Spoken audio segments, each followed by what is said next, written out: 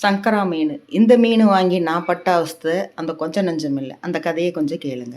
சங்கரா மீன் இது ரூ. 100 ரூபாய்க்கு வாங்கி நம்ம சின்ன கிச்சனில் செல்ஃப்லேயே வச்சு நாம் இதை சுத்தம் பண்ணணும்.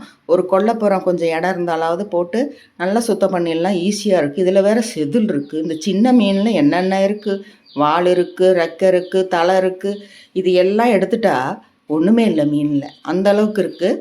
இதுக்கு வாங்கி நான் சுத்தம் பண்ணி இடத்தையெல்லாம் வந்து பாருங்கள், கூடையிலெல்லாம் பாத்திரமெல்லாம் இருக்கு, செல்ஃப்லெல்லாம் பாத்திரம் இருக்குது, எல்லாத்துலேயும் செதிரி செதிரி விழுவுது. அவ்வளவும் எடுத்து சுத்தம் பண்ணி இந்த 100 ரூபான்ட்டு வாங்கினா அந்த 100 ரூபாய்க்கு நமக்கு 1000 ரூபாய் வேலை வாங்குது. நான் இனிமேல் இந்த மீன் வாங்கவே மாட்டேன். சங்கரா சின்ன மீன். இதில் செதில் மட்டும் அவ்வளோ இருக்குது. எல்லாம் இப்படி செதிலாக எடுத்தால் செதறிக்கிட்டு போகுது வீடு போகிறோம். நான் இந்த பட்ட அவஸ்தை கொஞ்சம் நஞ்சம் இல்லை. எனக்கு அரை நாள் ஆச்சு இந்த மீன் வாங்கி சுத்தம் பண்ணுறது.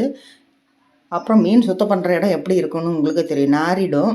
எல்லாம் எடுத்து அப்புறம் பெனாயில் போட்டு கழுவி கிச்சன் ரூமே சுத்தம் பண்ணுறதுக்குள்ளே அந்த எதுக்கப்பா அதை வாங்கணுன்ட்டு ஆயிடுச்சு. இப்போ கழுவுனா பார்த்தீங்கன்னா அந்த செதிலெல்லாம் அப்படியே கஞ்சி மாதிரி அதில் நிற்கும். அதை ஒரு தடவை வடிகட்டி எடுத்து இப்போ பாருங்கள், தலையை கட் பண்ணணும், வாழை கட் பண்ணணும், ரெக்கை கட் பண்ணணும். இது எல்லாம் கட் பண்ணிவிட்டு பார்த்தா ஒரு கட்டை விரல் சைடில் தான் இருக்குது அந்த மீன்.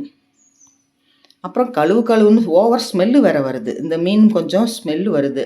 நல்லா தான் இருந்தது, ஃப்ரெஷ்ஷாக தான் இருந்தது. ஆனால் கொஞ்சம் மற்ற மீனை விட இது கொஞ்சம் ஸ்மெல்லு வருது.